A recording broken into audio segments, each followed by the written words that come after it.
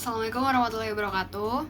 Nama saya Razani Daimania dengan NIM G0024034. Pada kesempatan kali ini saya akan membuat laporan praktikum anatomi yang ketiga, blok 1.3, sistem pencernaan dan metabolisme. Jadi pada laporan ketiga ini tuh terdapat seseorang bernama Andre, mahasiswa tingkat akhir yang tidak nyaman setelah mengonsumsi makanan cepat saji selama sebulan penuh karena kesibukan menyelesaikan skripsi.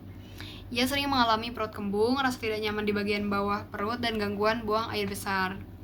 Nah, dalam obrolan ringan di kampus, Andre itu mengeluh kepada temannya.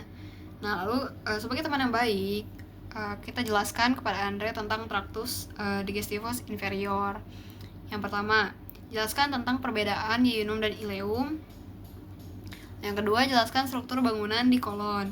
Lalu yang terakhir, jelaskan struktur anatomi yang berhubungan dengan pengeluaran feses. Nah, pertama, saya akan menjelaskan perbedaan yeyunum dan ileum.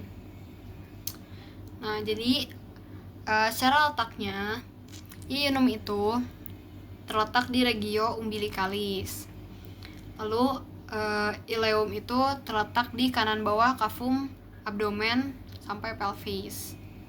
Nah, secara warna, untuk yeyunum itu berwarna merah gelap, dan untuk ileum itu warnanya itu pink muda. Nah, secara diameter, untuk yeyunum itu tuh panjangnya itu 2-4 cm, dan untuk ileum itu panjangnya 2-3 cm. Nah, dinding atau otot polosnya, pada yeyunum itu otot polosnya tuh atau dindingnya itu tuh tebal. Tapi kalau ileum, dinding atau otot polosnya tuh tipis. Lalu secara vaskularisasinya, untuk yeyunum itu tuh vaskularisasinya tuh banyak. Tetapi jika ileum itu vaskularisasinya itu sedikit. Nah, untuk vasa rektanya, yeyunum itu vasa rektanya itu panjang, tapi ileum itu vasa rektanya itu pendek. Lalu kadesnya, yeyunum itu hanya 1-2 tingkat. Lalu untuk ileum itu bersusun dan lebih kompleks.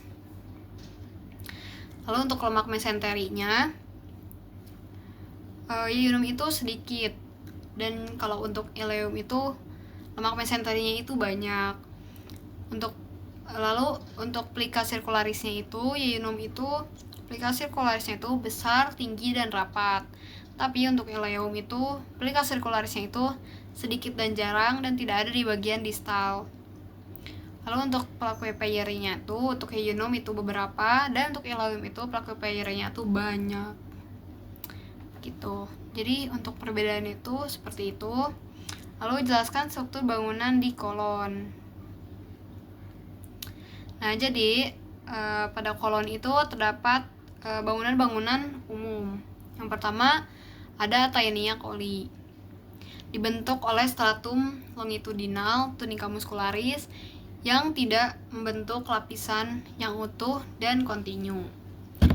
Ada 3 taenia, yaitu yang pertama taenia mesocolica, merupakan tempat perlekatan mesokolon. Pada kolon transversum terdapat pada bagian dorsal, sedangkan pada kolon ascendens dan descendens terletak di medial.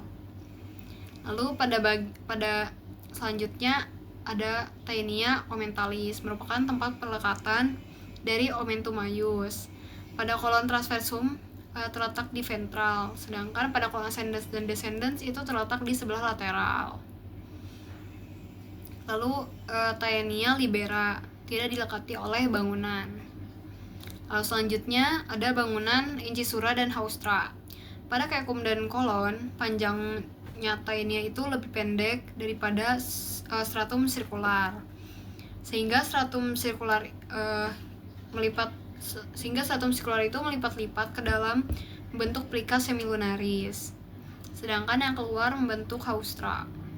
Haustra dari luar kelihatan menggembung atau sakulatid, dan di antara kolon lukannya itu disebut dengan incisura. Lalu selanjutnya ada bangunan plica semilunaris, ditutupi oleh mukosa yang ikut melipat dan tidak terdapat villi. Lalu bangunan selanjutnya adalah appendix epiploicae, yaitu kantung-kantung kecil yang berisi lemak. Dibentuk oleh tunica serosa kolon, terbanyak pada kolon transversum. Lalu bangunan selanjutnya itu ada sulci paracoliki dextra et sinistra. Dalam bahasa Inggris itu disebut dengan left atau right paracolic gutter. Berada tepat di sebelah lateral dari kolon ascendens dan descendens. Sulci ini tuh terbentuk di antara tepi lateral kolon descendens dan dinding posterolateral abdomen. Melalui saluran ini bahan-bahan dapat melewati antar regiocavitas peritonealis.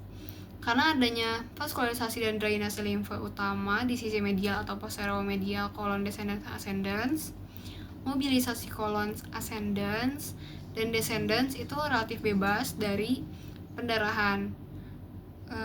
Dari pendarahan dapat dilakukan dengan memotong peritoneum sepanjang sulci paracoliki ini.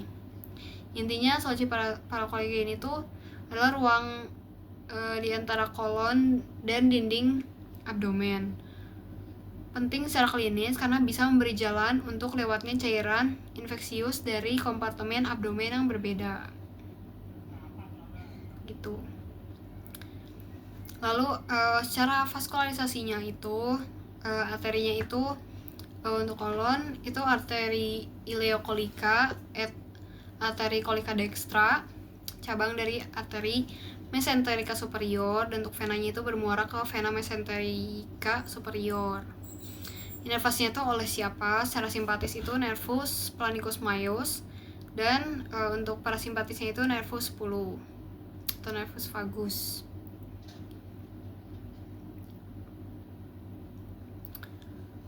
Oke. Untuk kolon transversum ini tuh kan berjalan, kolon transversum itu kan berjalan menyilang abdomen dimulai dari flexura coli dextra sampai flexura coli sinistra. Vaskularisasinya itu oleh siapa? Yaitu oleh arteria 2/3 arteria colica media cabang arteri mesenterica superior pada bagian 2/3 proksimal, dan 1/3 distalnya itu oleh arteri colica sinistra cabang arteri mesenterica inferior. Dan venanya itu mengikuti arteria yang bermuara ke vena mesenterica superior dan vena mesenterica inferior. Nah, untuk inervasinya itu secara simpatis itu 2/3-nya proksimalnya itu oleh nervus planicus maius minor, dan 1/3 distalnya itu oleh nervus splanolumbalis. Lalu parasimpatisnya itu 2/3 proksimal oleh nervus vagus, dan 1/3 distalnya itu oleh nervi spalnici pelvici atau nervi erigentes. Lalu pada kolon descendensnya itu yang terletak pada kuadran kiri atas dan bawah, vaskularisasinya itu oleh arteri colica sinistra et arteri sigmoidae, cabang dari arteri mesenterica inferior, dan venanya itu mengikuti perjalanan arteri bermuara ke vena mesenterica inferior. Inervasinya itu simpatis oleh nervus planolumbalis, dan parasimpatis itu oleh spalnici pelvici atau nervi erigentes. Lalu kolon sigmoideum itu dia vaskularisasinya itu oleh arteri colica sinistra dan arteri sigmoidea cabang dari arteri mesenterica inferior, dan venanya itu oleh vena sigmoidea bermuara ke vena mesenterica inferior. Inervasinya itu oleh nervus planolumbalis secara simpatis, dan parasimpatis itu oleh spalnici pelvici dan atau nervi erigentes. Nah, lalu pertanyaan selanjutnya, jelaskan struktur anatomi yang berhubungan dengan pengeluaran feses. Nah, jadi struktur anatomi yang berhubungan dengan pengeluaran feses itu yaitu rektum dan analis kanalis. Itu merupakan bagian terminal dari incestium crassum yang merupakan kelanjutan dari kolon sigmoideum. Rektum itu secara skeletopisnya itu setinggi vertebra VS3 di linea mediana sebelah anterior dari sacrum. Rektum itu berlanjut ke inferior sampai anal kanal di bawah koksi. Penggantungnya itu disebut mesorektum. Nah, rektum itu dibagi menjadi 2 bagian, yaitu rektum proprium dan canalis analis. Nah, pada bagian rektum proprium itu sisi luarnya itu terdapat flexura sacralis dan flexura perianalis atau flexura anorektal. Kolonnya itu bentuk S jika dilihat dari lateral. Flexura anorektal itu membantu menjaga kontinensi tinja melalui tonus otot puborektalis. Saat defekasi, flexura menjadi tegak dan tinja bergerak ke anal-kanal. Lalu sisi dalamnya itu, tunika mukosanya itu dapat lipatan-lipatan transversal yang disebut dengan plica transversalis recti atau Houston. Di bawah lipatan itu, rektum itu mengalami dilatasi yang bentuk ampula recti, terletak langsung di atas dan didukung oleh diafragma pelvis dan ligamen anokoksigel. Ampula recti memiliki kemampuan untuk berelaksasi karena fungsinya untuk menerima dan menahan akumulasi massa tinja sampai dikeluarkan saat buang air besar. Hal ini menjadikan ampula recti itu sebagai elemen penting lain yang mempertahankan kontinensi tinja. Nah, zona transisi dari rektum ke canalis analis itu ditandai oleh linea anorectalis atau anorectalis junction. Area itu dicirikan dengan adanya perubahan dari plica transversalis recti menjadi plica longitudinal anal kanal. Lalu pada bagian canalis anal itu, pada bagian itu ada lapisan otot berkembang otot dan stratum longitudinalnya lengkap, tidak ada taenia. Yang dua, lalu selanjutnya terletak di bawah diafragma pelvis dan berakhir di anus. Anal kanal itu dibagi menjadi 3 segmen, yaitu zona columnaris, pecten analis, zona cutanea. Nah, pada zona columnaris ini terdiri lipatan-lipatan longitudinal columnar rectalis atau analis, atau yang disebut juga dengan Morgagni, yang dibentuk dari corpus cavernosum. Epitelnya itu kolumner atau kuboid. Nah, pada bagian pecten analis itu adalah epithelium squamous kompleks non keratinisasi yang menimbulkan zona putih di mukosa atau zona alba. Garis superior pada zona itu disebut linea pectinate, istilah medisnya itu linea dentata. Garis bergerigi mengikuti katup anal. Pada bagian itu terdapat valvula anales. Nah, pada zona cutanea itu tuh adalah kulit eksternal dibatasi secara tidak konsisten oleh linea anocutanea. Lalu ada juga zona hemorrhoidales, yaitu tempat yang memungkinkan terjadinya benjolan hemoroid karena pelebaran vena hemorrhoidales internal hemoroid itu terjadi di atas linea pectinate, sedangkan external hemoroid itu terjadi di bawah linea pectinate. Nah, pada permukaan dalam itu dijumpai columnar rectalis atau analis Morgagni. Terus 5-10 lipatan tunika mukosa longitudinal, lalu ada valvulae anales dan sinus rectalis, merupakan cekungan di antara valvulae analis. Nah, ada otot-otot sphincter pada bagian rektum, yaitu musculus sphincter ani internus atau otot polos yang terdiri dari otot polos, lalu ada musculus corrugator ani, otot polos juga, lalu ada musculus sphincter ani externus jadi otot skelet, dan musculus puborectalis atau skelet bagian musculus levator ani. Lalu untuk vaskularisasinya itu yaitu arteri rectalis superior cabang rectalis superior itu pada cabang arteri mesenterica inferior, arteri rectalis media cabang arteri iliaca interna, arteri rectalis inferior cabang arteri iliaca interna.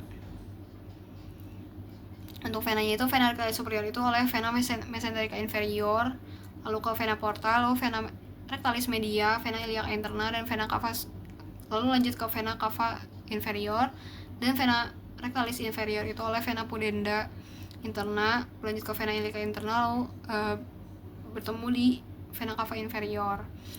Pada anal kanal itu drainase vena yang terletak di atas linea pectinate akan bermuara ke vena porta, sedangkan drainase di bawah linea pectinate akan bermuara ke vena cava inferior.